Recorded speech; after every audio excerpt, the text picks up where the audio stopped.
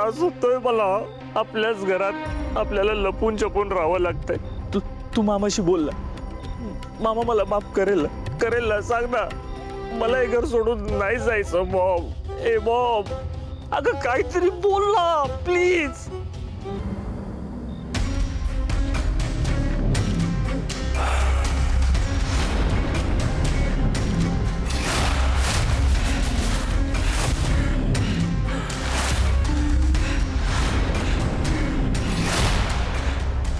त्या श्रावणीने माझा अपमान केलाय. सोडणार नाही मी तिला, सोडणार नाही.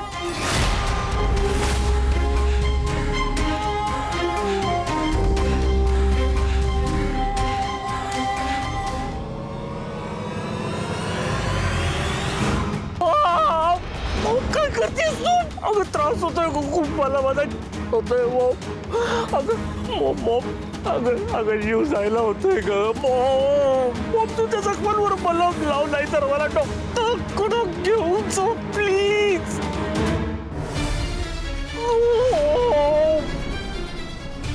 रात्रभर कळवळतोय ग मी. तुला हे जखमा बघून आनंद होतोय का? मला आणि तुला या वेदना कळाव्यात म्हणून.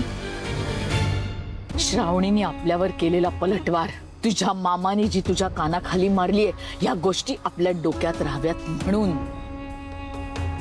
होऊ देत वेदना, येऊ दे रक्त. या तुझ्या जखमा, हे तुझं कळवळणं सतत माझ्या कानात आणि मनात मला जिवंत ठेवायचंय.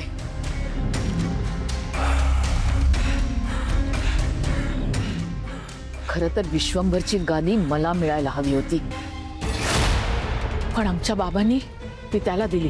ती जखम अजून मनात भळभळतीये. आणि याचा बदला म्हणून मी विश्वंभरचा संसार मोडला. त्याच्या बायकोला त्याच्यापासून कायमचं दूर केलं. त्या दोघांच्या दरी निर्माण केली. ही मुलगी सुद्धा त्याचीच आहे की नाही हा संभ्रम निर्माण केला. विश्वंभर सुद्धा इतकी वर्ष माझ्याच तालावर नाचत होता. काल त्यांनी पहिल्यांदा माझ्यावर आवाज चढवला. मला बस असं म्हणाला. अरे विश्वंभर जरा शांत हो. मध्ये घाबरून बोलला रे. का पाठीशी घालू नको त्याला. त्या श्रावणीमुळे मला तुझ्यावर हात उचलायला लागला. जखमा तुला झाल्या, पण माझं मन भळभळत होतं. लोक मला अलकनंदा म्हणतात. आता लोकांना कळेल अलकनंदा कशी रणरागिणी येते. या बापलेकीला नेस्तनाबूत केल्याशिवाय राहणार नाही मी. माझ्या मुलाला जेलमध्ये पाठवायचे स्वप्न पाहताय ना, आता एकेकाला कशी कोठडी दाखवते ते अख्खं जग बघेल. विश्वंभर, आता फक्त एकच चाल. तुझं रक्त, माझा गुलाल. बॅग भर. काय बॅग भर. मी सांगते तेवढं कर. आता इथे राहता येणार नाही तुला. ताबडतोब निघ. बाकी जे व्हायचं ते होणारच. साहेब, ते उद्यापासून कामावर ये.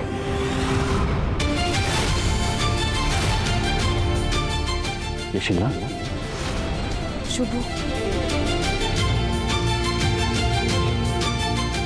अरे हो म्हण की साहेब विचारतात. हो म्हण. म्हणजे पटकन काय वाट बघायलास? येईल.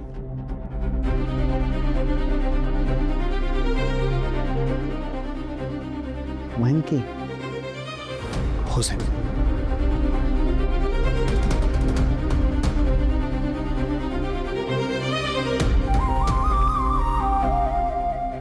माझ्या मनात तुझ्याविषयी राग नाही शुभ. दौलत राहा. जाता जाता एक सांगतो, आजपर्यंत अनेक महाल बघितले, अनेक वास्तू बघितल्या, पण घराला घर पण घरातल्या माणसांमुळे येतं.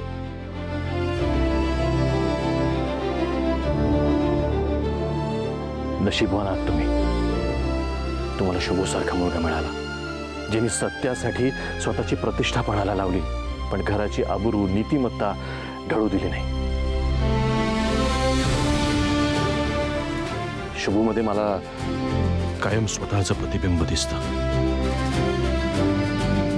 येतो.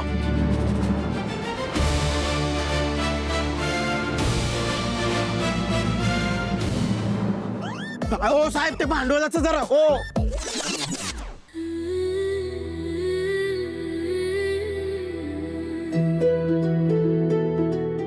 सानिका, तू ठीक आहेस ना ग? का नाही सांगितलंस ग मला? अशी आहे का आपली मैत्री?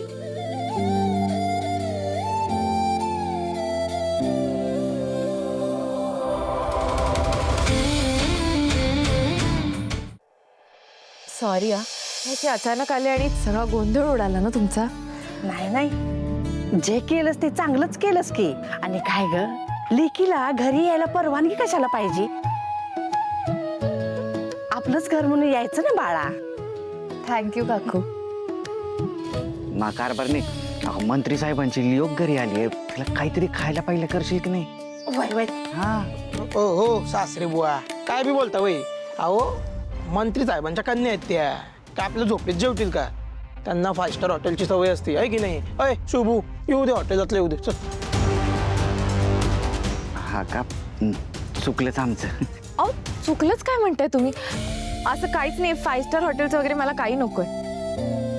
आणि काकू तुम्हाला माहितीये का, मी चोरून ना शुभूच्या डोब्यातलं बऱ्याचदा खाल्लंय. अहो तुमची भाजी भाकरी आणि ते लोणचं ते तर मला खूप आवडतं. त्यामुळे माझं ठरलंय आज मला तेच पोट भरून खायचंय.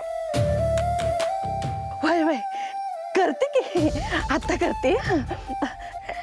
ए स्वीटे, अगं जरा मग तिला चल की, ताट बिट घे, चल की. अगं चल की. श्रावणी, मी आईला काय मदत पाहिजे ते बघते. शुभू जरा रिक्षाची चावी दे, उन्हात आहे, मी जरा सावलीत लावून येतो. जावई, विषय मिटला आता नव्ह का? तर बघा काहीतरी कामधंद्याचं. हा, शोभे, काय म्हणते ते? नाही ते कसं नव्हतं म्हणायचं त्यांची. आले बर का.